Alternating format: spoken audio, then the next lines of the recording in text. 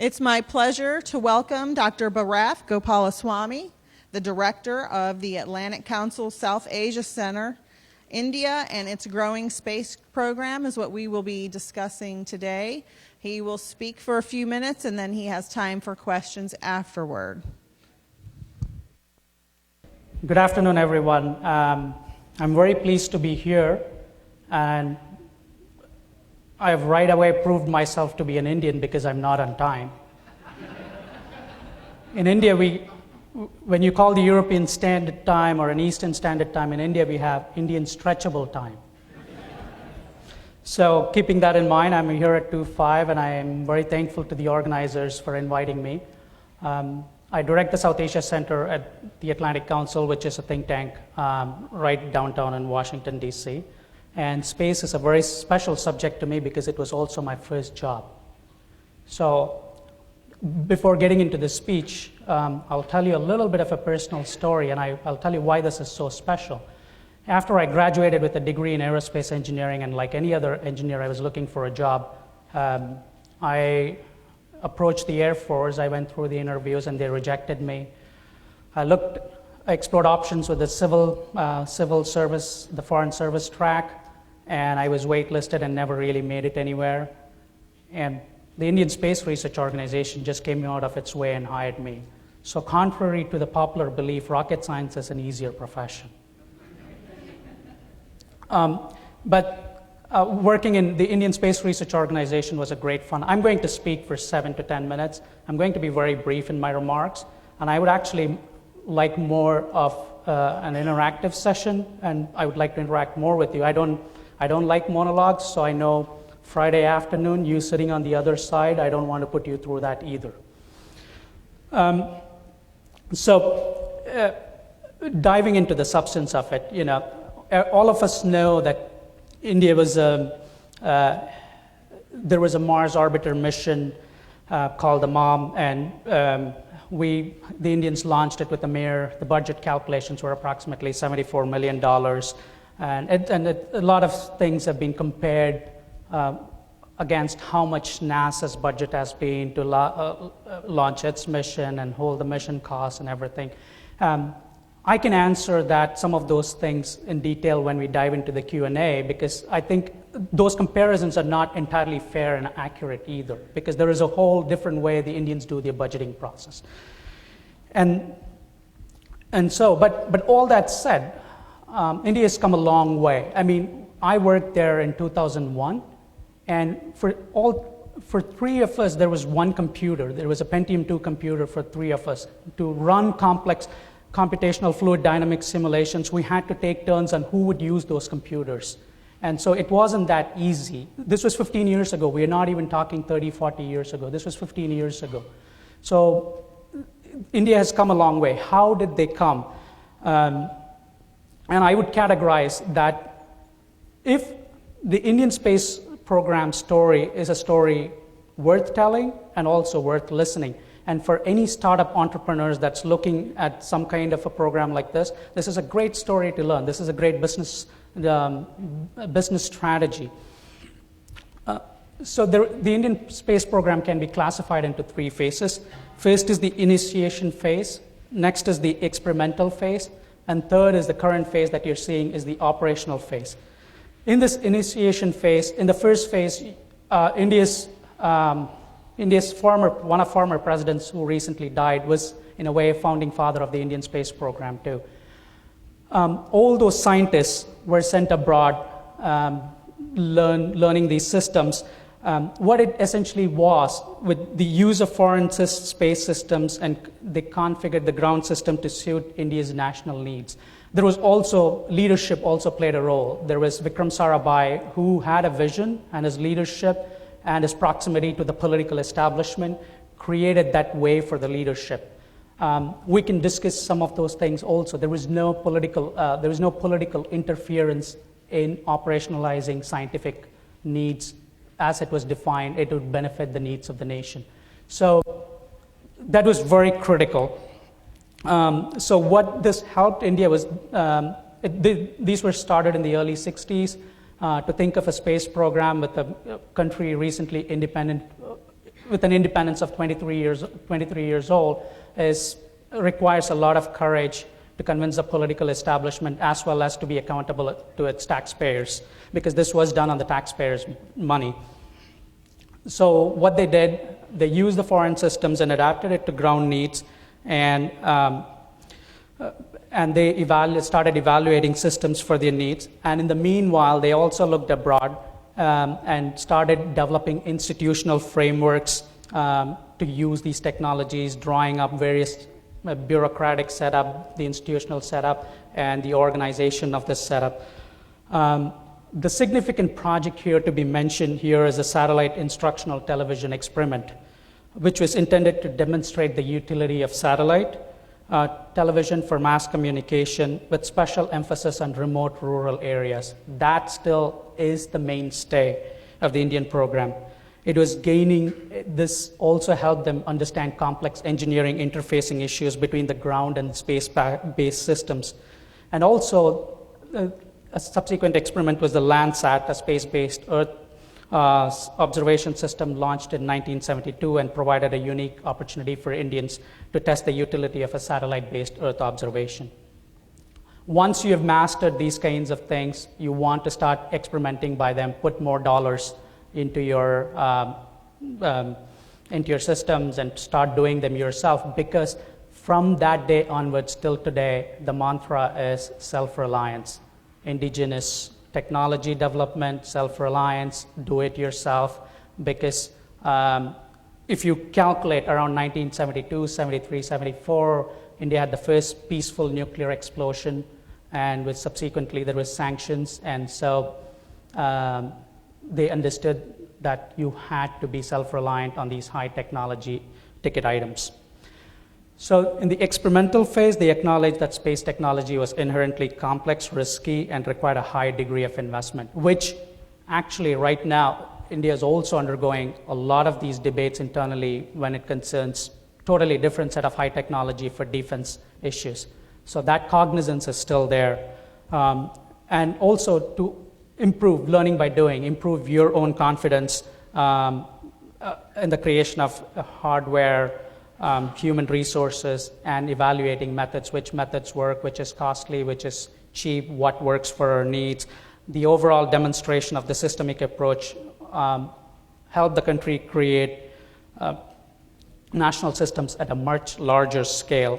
And in this phase, they had 2 satellite missions, and they started the development of launchers too.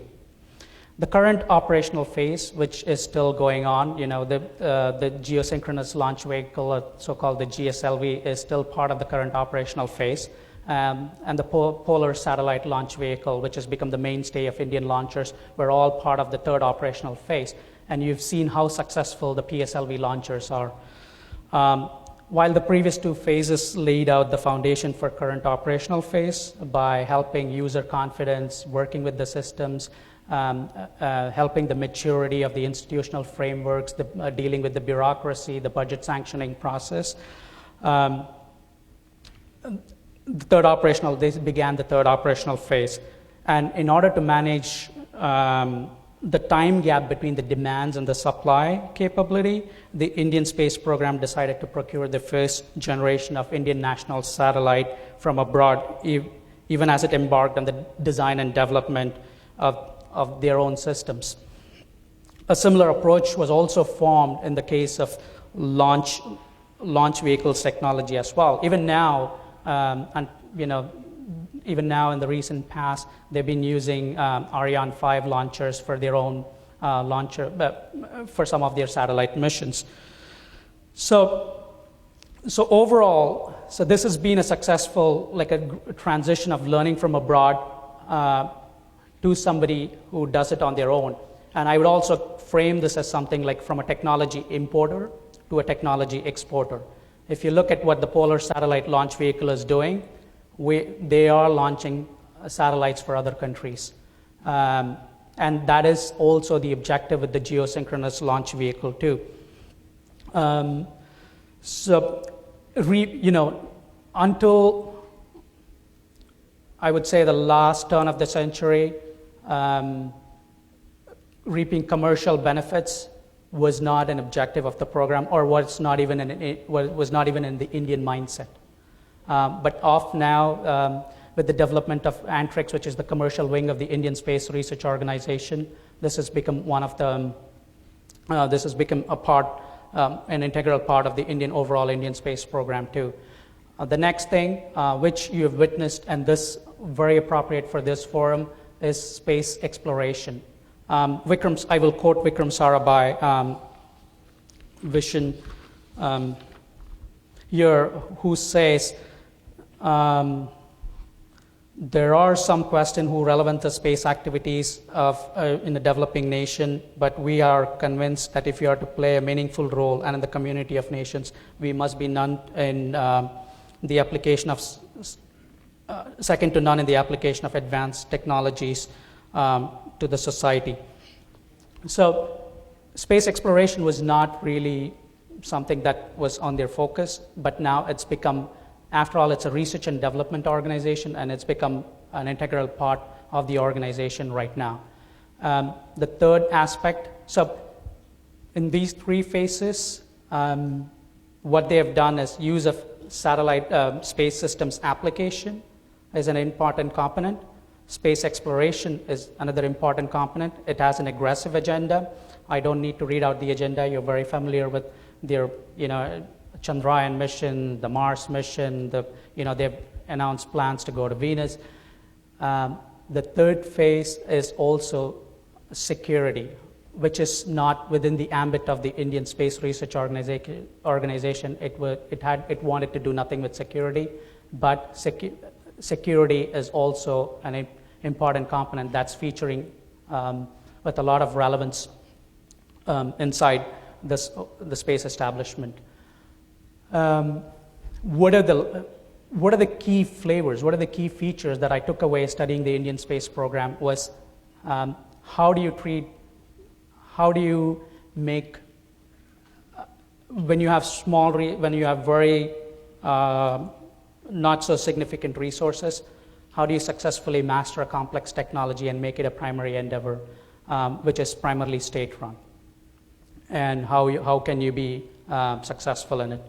The next thing that I encountered, next lesson I took away was, ever since 1960s, foreign collaboration has been a key player in India's space development program. As I said, right now it's not only technology importer, but now it's becoming a technology exporter too. The third thing is, space in India has by and far been away, has not been politicized in the establishment. It has had an independent track to the Prime Minister, and the civilian scientists command a huge deal of respect with the Prime Minister, and they have been listened to, and which has been very easy for getting approvals for critical projects. So I will stop there, and I look forward to receiving your questions and interacting with you. Thank you.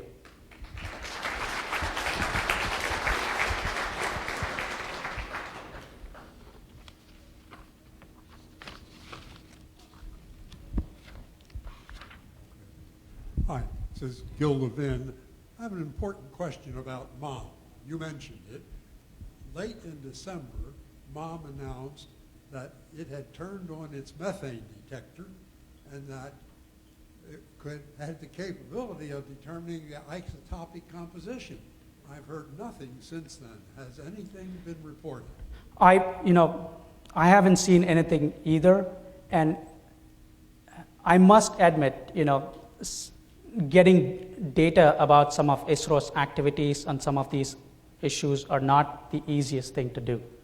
Even interacting with scientists on a personal basis have not been the easiest thing to do. All I've heard is that it's a successful mission and everything, but it remains to be seen. So I would agree with you that I have not gained access to any of that data yet.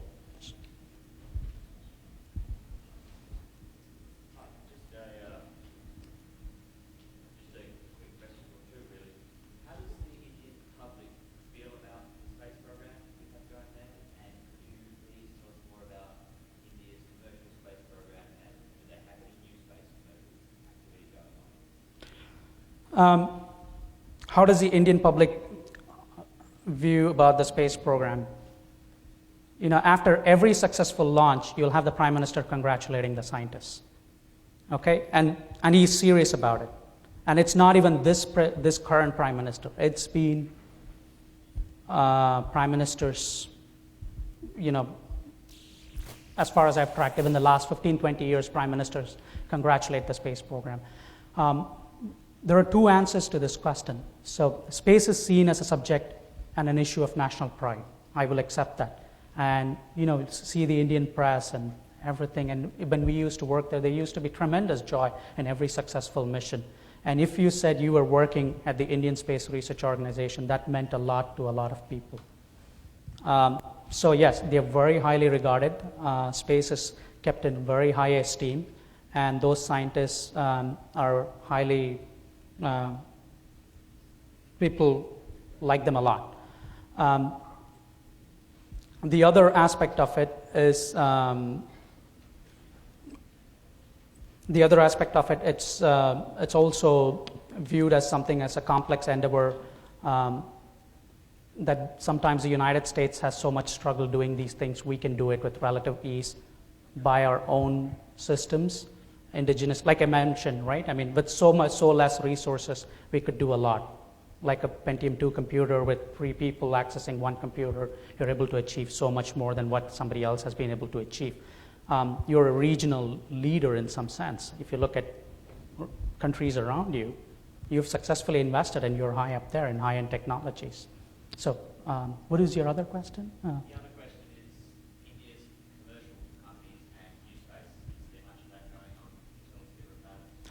Yeah, I mean, I think the commercial is a rather nascent venture. It's still operated under the Antrix wing, which is still state-owned. It is still state-owned. But talk about other Indian companies participating in the space program, not in a direct way. There are like 400 companies that indirectly contribute to the space programs in terms of screws, bolts, nuts, and all these, small systems that they do, and they integrate it into the overall launcher.